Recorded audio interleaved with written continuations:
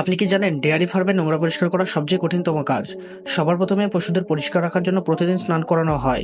এতগুলো পশুদের হাত দিয়ে স্নান করানো হয় না, বরং এদের স্নান করানোর জন্য মেশিন লাগানো থাকে। সবার প্রথমে গরুর গায়ে লেগে থাকা গোবরগুলোকে ব্রাশের সাহায্যে পরিষ্কার করা হয়, যেটা লাটুর মতো ঘুরে এদের শরীর থেকে নোংরাগুলোকে সরিয়ে দেয়।